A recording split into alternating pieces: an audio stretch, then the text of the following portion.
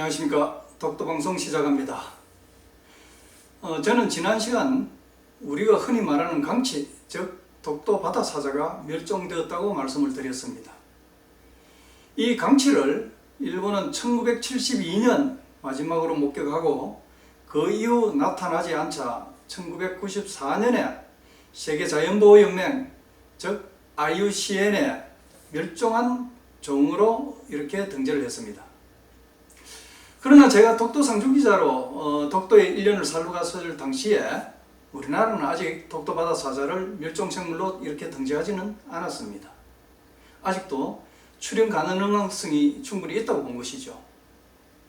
해서 저는 처음 독도에 갈 때 야무진 꿈을 가지고 있었습니다. 이미 일본에서 멸종되었다고 알려진 독도 바다 사자, 즉 가재를 혹시라도 사진으로 담을 수만 있다면 그야말로 세계적인 특종이 되겠구나라고 생각했던 겁니다. 그래서 제가 이제 독도에 가자마자 독도 경비대원들한테 현상금을 10만원 걸었습니다. 만일 경계 근무를 쓰다가 강치를 보면, 즉 이제 가재죠, 즉각 알려다오. 가장 먼저 알려주는 사람한테 현상금 10만원을 주겠다고 한 겁니다. 그랬더니 어느 날 아침나절입니다. 울릉도로부터 관광선이 들어와서 동도 선착장에 나갔습니다. 그 관광선 삼봉호가 와서 선착장에는 이제 관광객들이 한참 북적이고 있는데 독도 경비대원 2명이 쫓아와서 아저씨 강치 왔어요. 알려보세요. 강치 왔어요. 라고 이제 부르는 겁니다. 그래서 이제 부르나케 경비대원이 이제 이야기하는 곳으로 이제 쫓아가 봤습니다. 이제 그곳은 그 관광선 삼봉호가 이래 전문가객에 있는 선착장 바로 앞쪽이었습니다. 대원들이 이제 이렇게 가리키는 곳을 보니까 바다 속에서 어떤 해양 포유동물이 이렇게 잠액질을 하면서 수면 가까이에 이렇게 보이는 겁니다. 그러면서 이제 이렇게 관광선 옆으로 돌아나가고 있었습니다. 해서 이제 그 녀석을 따라가면서 저는 이제 관광선 안으로 뛰어 들어가 가지고 계속 카메라 셔터를 눌렀습니다. 그렇지만 옳은 사진을 건져내기가 쉽지가 않았습니다. 특히 제가 그날따라 들고 나간 카메라가 이제 촬영용 이런 카메라가 아니고 휴대용 조그마한 카메라 그거였습니다. 그게 되니까 이제 옳게 찍힐 리가 없었죠. 그런데 문제는 이제 관광객들이었습니다. 만일 관광객들이 저 녀석이 이제 뭔지 이렇게 알고 오게 된다면 모두들 아마 사진 찍는다고 한바탕 소동이 일어날 것이라는 게 뻔했습니다. 그러면 이제 저 녀석들은 놀라서 멀리 도망가 버릴지도 모를 그런 상황이었습니다. 해서 경비대원들한테 일단 모르는 척하고 잠자코 있으라고 이렇게 부탁을 했습니다. 그리고는 한시바삐 관광승인이 이제 떠나가기를 가슴 졸이면서 기다렸던 것이죠. 그야말로 1분이 3번의 가을과 같았습니다.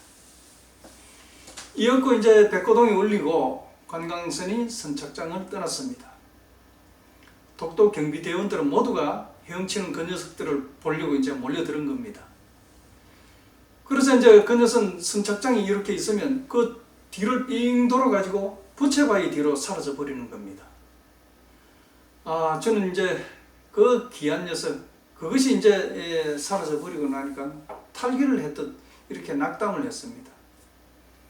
그래서 이제 한숨을 푹 쉬고 있는데 갑자기 이 녀석이 부채바위 옆에서 나타나 가지고 쑥 이렇게 바위로 뛰어 올라오면서 모습을 나타내는 겁니다. 정말 저는 까무러치는 줄 알았어요. 그 순간을 놓칠세라 영광 카메라 셔터를 눌렀습니다. 그렇지만 앞에서 말씀드린 대로 옳은 사진은 잡을 수가 없었습니다. 할 수 없이 이제 동도에서 서도 제가 있는 이제 주민숙소로 건너가 가지고 카메라를 가져와야 하는데, 그런데 문제는 그때 파도가 시시각각으로 거세지고 있었던 겁니다. 독도관리사무소 직원한테 서도로 건너가 가지고 카메라를 좀 가져오도록 모터보트를 좀 태워달라고 사정을 했습니다. 그런데 그는 이제 물결이 워낙 거세가지고 갔다가 다시 돌아오는 건 무리라고 고개를 저었습니다. 통사정을 했지요. 결국 이제 거제 물결에 떠밀리면서 모터보트가 그렇게 카메라를 가지고 다시 동도로 건너왔습니다. 그렇게 이제 동도에 저를 내려준 직원은 물결이 높아져 가지고 이제 돌아오는 건 내가 책임 못 지겠다면서 모터보트를 몰고 이제 수도로 돌아가 버렸습니다. 그렇거나 말거나 저는 이제 나타난 그 녀석한테 이제 앵글을 맞추고 마구 정신없이 이제 셔터를 눌러댔습니다. 그런데 이 녀석이 육지로 한번 올라온 후에는 다시는 올라오지 않고 계속 그 주위로만 이렇게 뱅글뱅글 맴돌기만 하는 겁니다. 가만히 보니까요, 독도 경비의 대원들이 그 녀석을 지켜보면서 막 고함 지르고, 특히 독도 삽살개 있지 않습니까? 이 삽살개 두 마리가 이 녀석을 보고 아예 막 목청이 찢어지라 이렇게 찢어대는 겁니다. 그러니까 이 녀석이 두려워서 도저히 접근을 할 수가 없었던 거죠. 그래서 이제 독도 경비 대원들한테 부탁을 했습니다. 바위 뒤에 가가지고 가만히 좀 지켜보고 삽살개가 짖지 않도록 해달라고 그렇게 했던 거죠. 그랬더니 아니나 다를까 이 녀석이 금세 바위 위로 풀쩍 쫓아 올라왔습니다. 그리고는 전신을 드러낸 채 가쁜 숨을 몰아쉬었습니다. 그런데 다시 이제 삽살개가 쫓아와가지고 짖어대니까 이 녀석이 금방 또 물속으로 이렇게 뛰어들어가 사라져버리고 말았습니다. 해서 다시 이제 삽살개를 독도 경비대 막사로 데려가가지고 좀 매달아놔 달라고 그렇게 이제 부탁을 했습니다. 그러자 이제 그제 이 녀석이 온전한 모습을 드러내고 옳게 사진을 찍을 수가 있었습니다. 그래서 사진을 찍으면서 이렇게 가까이 가가지고 가만히 보니까요, 이 녀석은 목 부위가 약 20cm 정도로 아주 깊이 이렇게 찢어져 가지고 벌어져 있었습니다. 과연 회복할 수 있을까, 살아날 수 있을까 이렇게 안타까웠지만은요, 저로서는 그 당시 할 수 있는 일이 아무것도 없었습니다. 그리고 또 무엇보다 중요한 일은 과연 이것이 바다 사자인지 아니면 물개인지 그것을 판별하는 것이 급했습니다. 그게 확인되어야만 이제 이게 신문에 보도가 되든 어쩌든 뭐 그렇게 정리가 될 것 같았거든요. 그래서 이제 찍은 사진을 몇 장 급히 독도 바다 사자를 연구하는 이시원 박사한테 보냈습니다. 이 박사는 밖에 있다가 급히 이제 연구실로 돌아가 가지고 사진을 확인을 했습니다. 이 박사는 그게 이제 바다 사자는 아니고 물개라고 그렇게 이야기를 했습니다. 그러면서 물개의 상태와 행동 등에 대해서 이제 제게 자세히 물었습니다. 이야기를 이제 모두 듣고 난 이 박사님은 독도에 물개가 나타난 것은 앞으로 독도 바다 사자가 나타날 가능성이 있다는 그렇시고, 그리고 또 환경으로 볼 때 최소한 독도 바다 사자를 복원해서 풀어놓을 수 있는 그런 생태 환경이 된다는 것을 알려주는 것이므로 매우 중요한 자료였다, 이렇게 이제 평가를 했습니다. 그래서 이제 이 물개가 바위를 찍고선 이 사진을 독도 진격 물개라고 해가지고 신문에 크게 이렇게 게재를 하게 되었습니다. 자, 우리는 지난 시간에 가재하고 강치가 어떻게 불리고 왔는가 이렇게 관계를 알아봤습니다. 이렇게 되니까 또다시 강치, 즉 바다사자와 물개와의 관계는 어떻게 되는가 그렇게 확인하지 않을 수가 없습니다. 바다사자는 물개와 사촌 정도로 생각하면 될 것 같습니다.